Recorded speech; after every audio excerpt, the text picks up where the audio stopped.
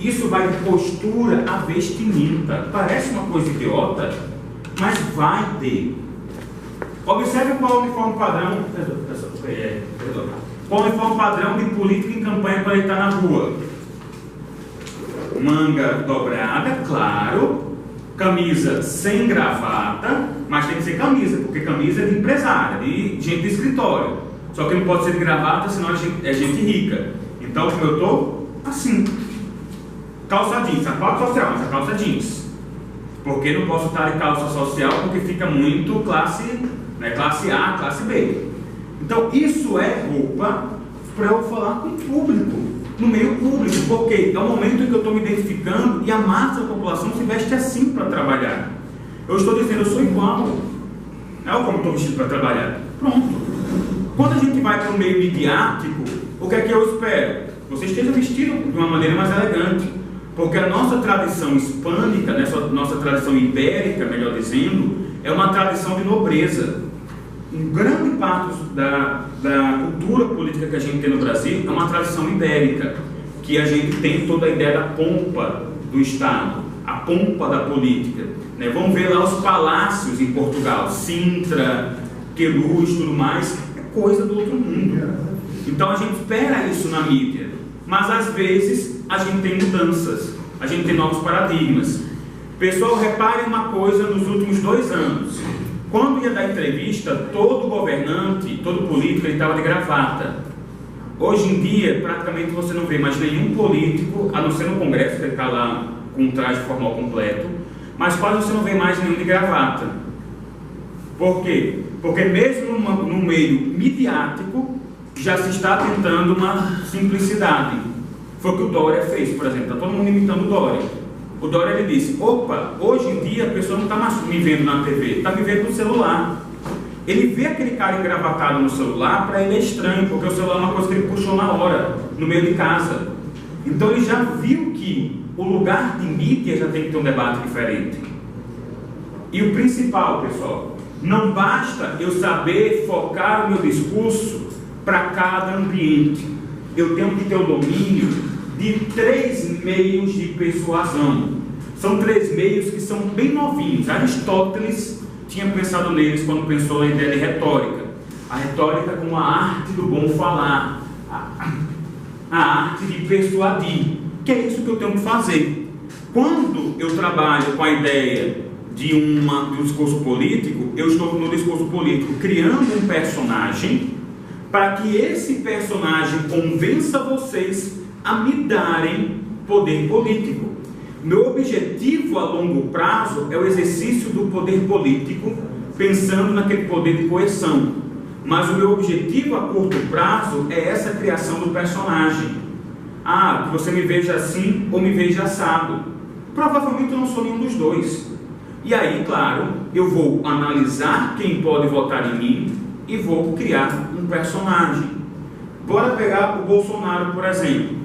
Só porque um exemplo aí que está na mídia, a gente não pode ignorar, tá ok? Vejam, pessoal, que nos últimos meses, principalmente nas últimas semanas, ele acabou atenuando um pouco o discurso moral dele e começou a falar de liberalismo econômico, algo que ele nunca tinha falado.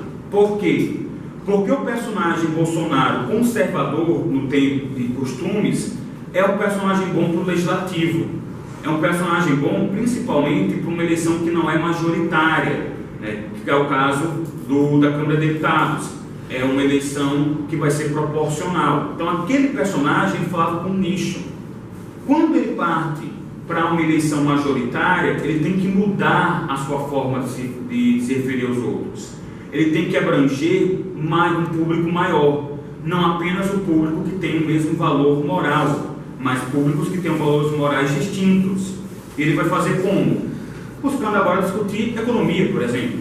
Ele foi nos Estados Unidos para vender a imagem de que ele é um liberal econômico. Por quê? Porque a gente não tem muita gente defendendo essa ideia. Então ele disse, opa, é um nicho que eu posso trabalhar. Não é a defesa do Ciro. O Ciro defende intervencionismo. Não é a versão do Lula. O Lula defende intervencionismo. O próprio Bolsonaro defende intervencionismo. Se você pegar entrevistas anteriores dele, ele disse que um dos maiores erros de Fernando Henrique foram as privatizações. Então ele era contra o liberalismo econômico, só que agora ele muda, porque o personagem pede. Então, no discurso político, eu tento criar um personagem, e é esse personagem que vai convencer vocês de que a ideia dele é a melhor ideia para a obtenção do bem comum e fazer com que vocês votem. E essa construção de personagem vai passar justamente por essa utilização da retórica, a utilização do ethos, do pathos e do logos. O que é o ethos? É a criação de uma imagem ética, é a criação única e exclusiva da imagem do personagem. A força do meu discurso, a legitimidade do meu poder vem pela pessoa que eu sou, não por aquilo que eu proponho. Vocês vão votar em mim porque eu sou a gerentona. Foi o discurso da Dilma. Você vê que o discurso da Dilma era um discurso calcado no ethos, calcado na imagem dela. Por exemplo, o Dória ele criou um discurso do ethos. Eu sou o não político, eu sou o gestor. Então é a ideia de, eu não sou aquele político clássico, eu tenho um novo conjunto ético. Qual o problema do ethos? Ele é um modelo que é um pouco inseguro, porque ele é muito fácil de ser quebrado. Qualquer demonstração de que você não tem aquela figura completa, ela desmorona. Então, qualquer, por exemplo, demonstração de que o Dória ele segue modelo político tradicional, desmorona a ideia dele ser um político novo. Se a Dilma não tomar boas medidas executórias, demora a ideia dela ser uma boa gestora, e por aí vai. Então, o ethos é frágil. O pathos é a utilização da paixão. Aqueles líderes carismáticos, os estadistas carismáticos, eles usavam muito o pathos. O Vargas usava, o Lula utilizou, o Obama utilizou, né? Você vai encontrar esses líderes carismáticos que abusam do pathos, abusam do despertar das paixões, né? Quer queira, quer não, essa vai ser uma eleição com muito pathos. Essa vai ser uma eleição em que a gente está num momento delicado politicamente e vai haver o abuso das paixões. Até porque os candidatos que estão se demonstrando, né, você tira ali o Dória, que ele é focado no ethos, mas aí você tem Bolsonaro, que é pathos, você tem o Lula, que é pathos, você tem o Ciro, que é pathos, né? Então você vê que vai, dos principais que estão concorrendo, né, das pesquisas, são pessoas que mexem muito com o sentimento. E você tem aqueles políticos do logos. O logos é o uso da lógica, é o convencimento racional. Eu vou convencer você de que a minha escolha é a escolha correta, de que eu vou chegar na boa vida para toda a coletividade, porque é lógica, porque eu tenho as melhores medidas. É como, por exemplo, o Alckmin. O Alckmin é um cara que argumenta em cima de lógica. Ele diz, olha, porque no meu governo a gente reduziu a violência para tanto, porque a gente abriu tantas creches, ou seja, ele vomita dados. Esses dados dariam base para ele. Qual é a grande questão? A maioria dos cientistas políticos vai dizer que só utiliza bem o discurso político quem consegue equilibrar esses argumentos, equilibrar o ethos, o pathos e o logos. Não dá para você utilizar apenas um. É claro, como eu falei, você vai ter políticos que vão utilizar com maestria mais, porque vão ter uma inclinação para um deles. É natural. Você vai ter gente que é muito mais desenvolta, uma inclinação para o pathos. Você vai ter gente que é mais lógica, mais fria, é uma inclinação para o logos. Mas o ideal no discurso político é que você saiba desenvolver e equilibrar essas três ferramentas, que você consiga trazer esse equilíbrio. Isso traria um discurso melhor, isso daria mais poder para aquele indivíduo. Novamente, Lula 2002, ele tinha o ethos, naquele momento ele não tinha mácula na ficha dele, né? Era o cara que concorreu em várias eleições, esteve presente na Constituinte, esteve presente na redemocratização, sindicalista, etc. Então o ethos ele construiu bem direitinho. O pathos também, ele sempre teve isso, esse discurso muito apaixonado.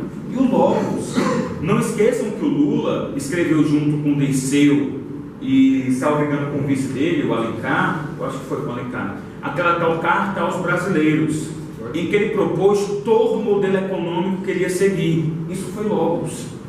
Você tinha revistas semanais elogiando o modelo econômico dele. Ele convidou o Henrique Meirelles para a equipe econômica dele, que isso é um passo muito diferente do que ele propunha antigamente. Isso é Logos.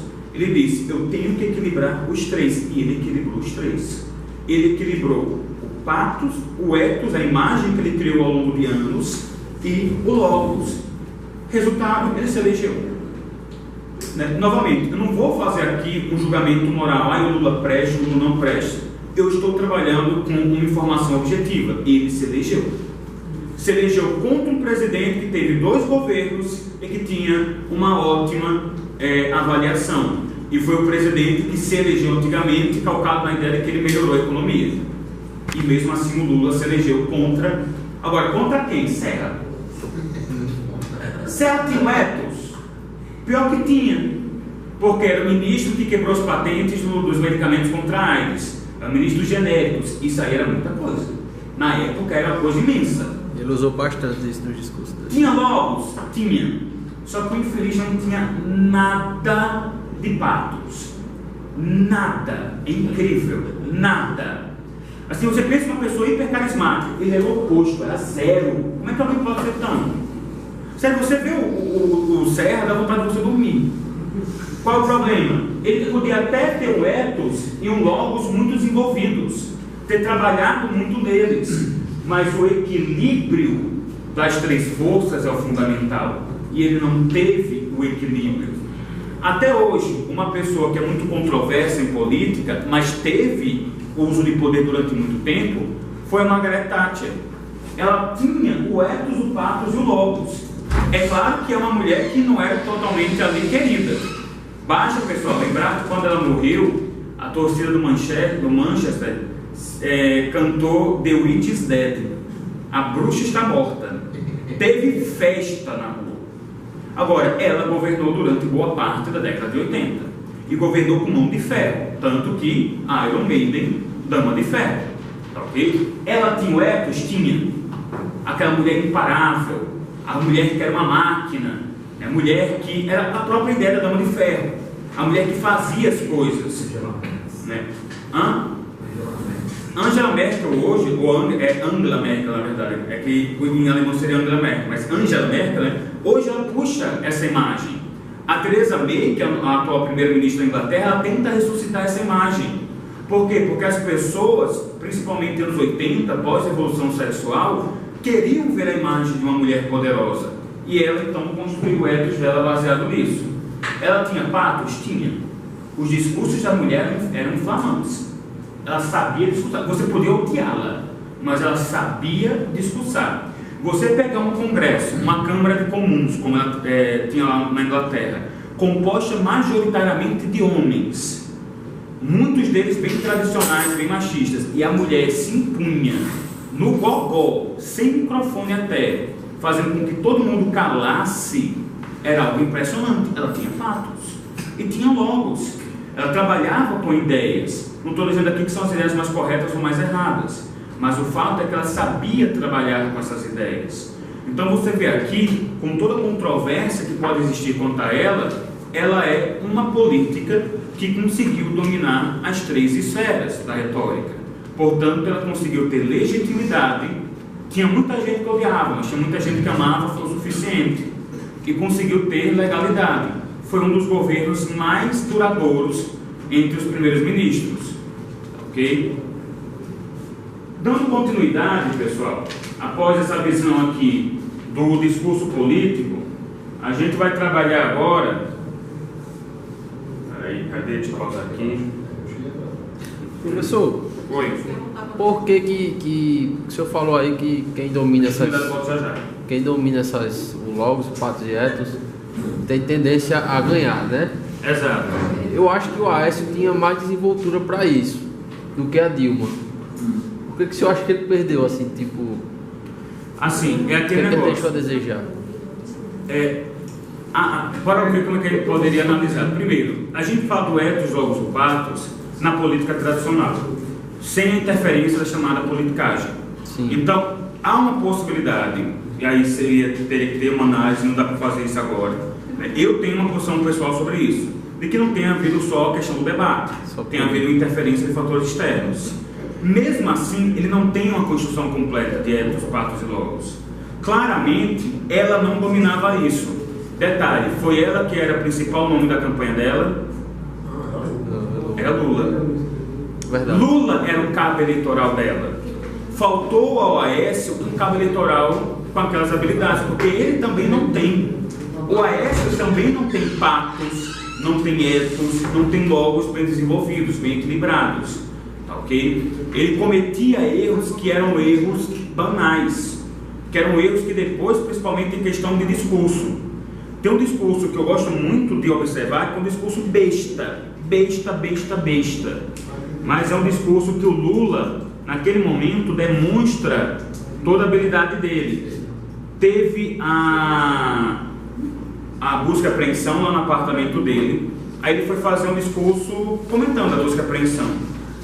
O infeliz me consegue me jogar uma mesóclise no meio de um discurso em que ele erra os S's. Ele de propósito erra plural e me joga uma mesóclise.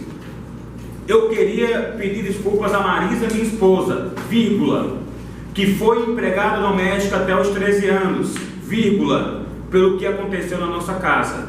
É uma mesóclise, é um vocativo da esposa dele. Ele qualifica a esposa dele no meio de um pedido de desculpas. A gente pode falar de tudo daquele infeliz, mas quem chamar ele de analfabeto não sabe o que está falando. E o pior, errando plural. Propositalmente ou não, sei lá, são vícios de linguagem dele. Porque todos nós temos vícios de linguagem. Ou seja, ele fez um discurso que, em termos de estrutura de linguagem, é excelente, e ainda colocou o vício de linguagem dentro para ficar mais comum, para ficar menos forçado. Então, é um cara que sabe dominar discurso político? Sabe. Agora, você tem o Aécio que, quando faz uma pergunta para Dilma, já tendo anteriormente claro, foi feito muito o alarde, né, que ele é machista, não sei o quê. Como é que ele responde para ela? Deliriste. Ok, isso é besteira. Muita gente fala com as pessoas com deliriste. Eu mesmo falo com muita gente com deliriste. O problema é, ele tem que lembrar que ele é um personagem naquele momento. Ele está falando com uma mulher, senhora de idade, com deliriste. Ou seja, cadê o patos? Cadê o uso de uma paixão? Cadê o uso da imagem? Ele é um moleque, tudo bem que ele tem seus 40 e poucos, já deve ter uns 50. Mas ele se vende como alguém novo. Ele é um moleque que falou com o dedo em riste com uma senhora idosa, que nunca lembrou que era idosa. Naquele momento ela lembrou que era. Então, veja. Não, olha, ela lembrava que ela era idosa. Naquele momento ela lembrou. Naquele momento não foi nem ela. O pessoal na rede lembrou que ela já tinha mais de 60, que já era avó. E ele falando com o dedo em riste. Isso puxa aquela coisa primitiva de, e se fosse sua avó? Verdade. Então veja, novamente, ela até podia não ter um patos, mas a equipe dela sabia trabalhar com isso. E a dele não sabia. Isso é linguagem corporal que você corta. Você corta a linguagem corporal, você treina a linguagem corporal. Ele não treinou. E também se esperava muito dele por causa do avô dele. Outro que você pega e tem os 3 elementos. Com certeza. O cara dominava os 3 elementos. Ele sabia apaixonar, e isso é a maneira de falar, isso é retórica, isso é tudo. Tá, ok? Então, pessoal, jeito até de se vestir, jeito de falar, de você usar as mãos, isso tudo evoca o patos. Professor, esse Agripino. Não, nem Agripino, Geraldo Melo. Geraldo e Aloísio. Aí se encaixa nos políticos tradicionais daquele estado, é isso que eu quero dizer. Os políticos tradicionais daqui, das oligarquias daqui, eles sabiam utilizar o ethos, o patos e o logos. Novamente, sem querer fazer um discurso de mas foi um governo bom, não foi, eu não vou analisar isso daqui. Eu só vou analisar a questão do discurso político. E os 3 sabiam fazer isso? Agnello, Geraldo, Aloísio, sabiam. Bastante. Tá, ok? Agora, a gente vai ter necessariamente pessoas com o mesmo tipo de discurso tendo que ser populistas da mesma maneira, o tempo é outro. Você muda a sua linguagem, você altera a sua linguagem. Marcelo Freixo ele ficou em segundo lugar na eleição do Rio de Janeiro. E você vê que a linguagem dele já é toda século XXI. Não tem mais aquele populismo do século XX, é um novo tipo de populismo.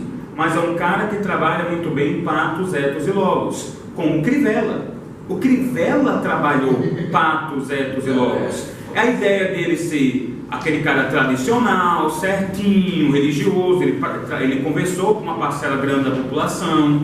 O patos, ele sabe falar, você pega o discurso do Crivella, ele é uma pessoa envolvente em termos de discurso, da maneira dele, ele encontrou a maneira dele falar. Não é o cara que grita, mas ele é o cara que falando pouco, falando baixo, ele envolve.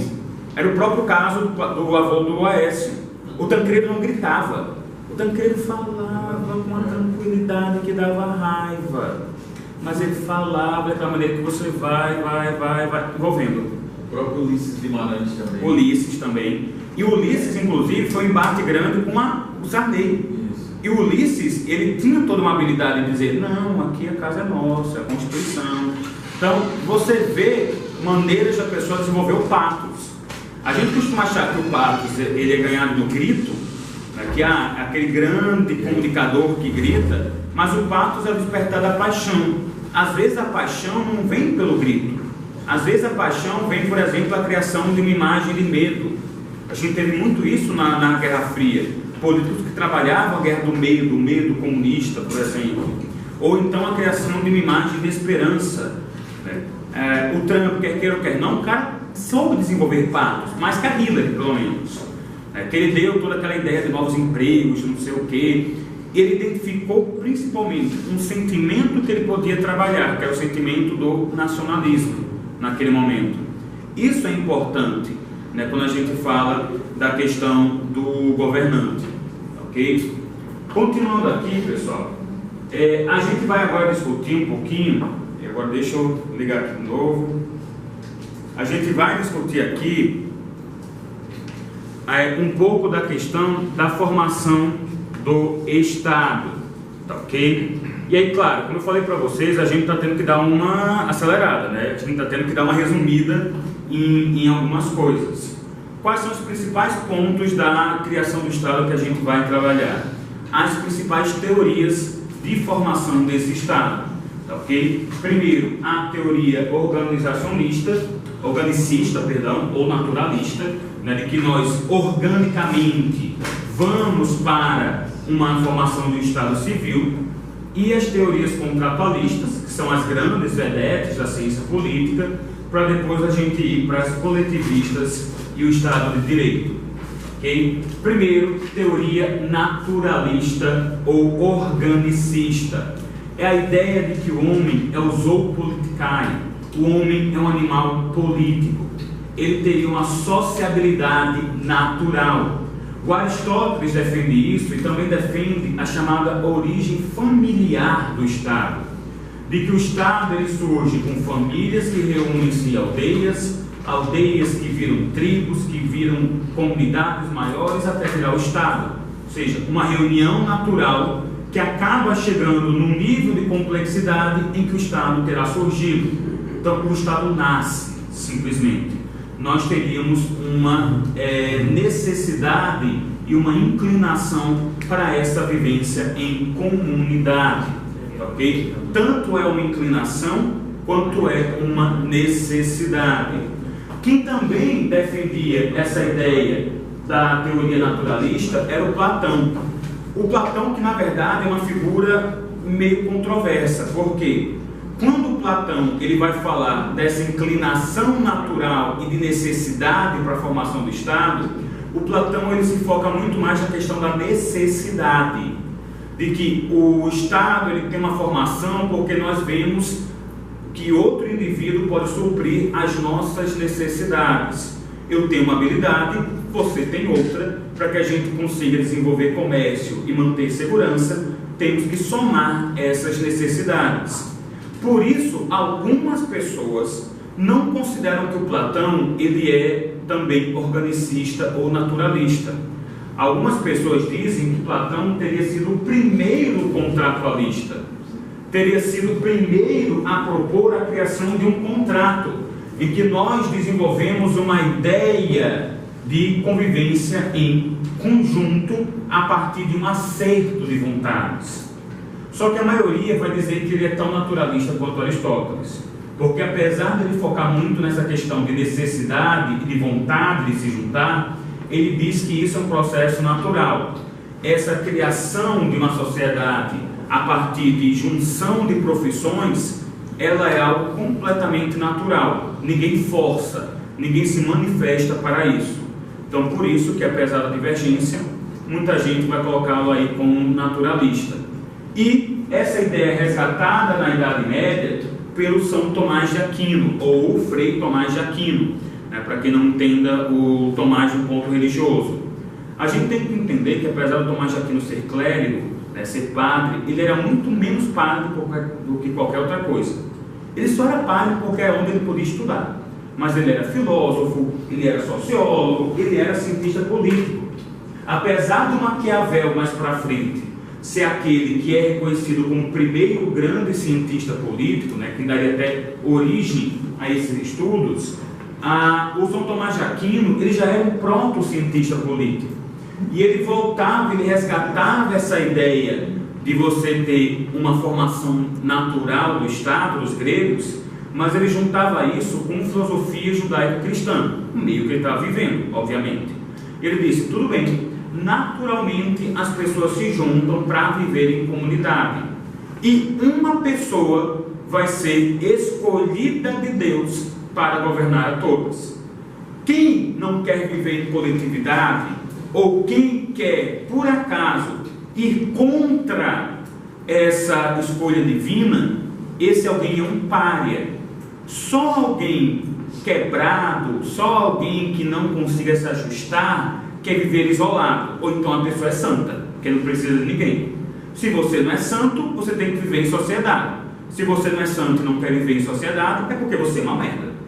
Você é o cara que não consegue se ajustar. Então veja que ele é muito preciso.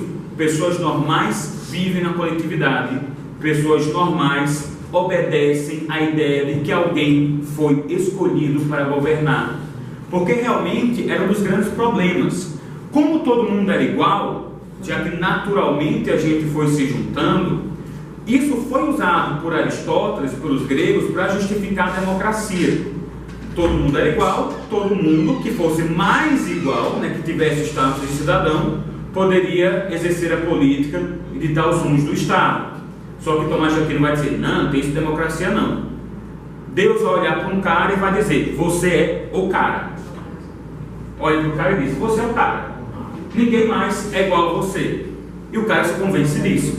Romário, né? Ele dizia o tempo todo, a Deus olhou para mim e disse que eu sou o cara.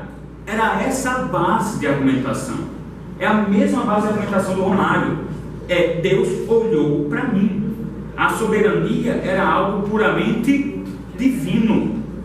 Deus escolheu aquela família, porque aquela família seria mais justa, porque aquela família seria mais devota, porque ironicamente aquela família tem maior poder econômico e maior poder militar. Curioso é isso, nunca Deus escolhia a família pobre. Ele sempre escolhia a família que tinha maior poder militar naquela região. Curioso. Mas era essa a argumentação, uma soberania toda voltada na questão divina. Então, Deus faz com que nós, que somos iguais e semelhantes na imagem dele, era todo esse discurso que era construído na época, vivêssemos em conjunto e escolhia um indivíduo para que ele pudesse nos governar. Só que com o tempo, isso daí vai sendo alterado. Você tem o surgimento das chamadas teorias contratualistas. As teorias contratualistas discordam da ideia de que eu tenho uma inclinação natural para a vivência em sociedade. As teorias contratualistas, e aqui eu cito as três principais contratualistas, baseiam-se na ideia de que o homem estava originalmente no chamado estado de natureza. Na visão dos três, tanto Thomas Hobbes quanto John Locke e o Jean-Jacques Rousseau, esse estado de natureza nunca chegou a existir na prática. Esse estado de natureza é algo imaginário, é algo doutrinário. O homem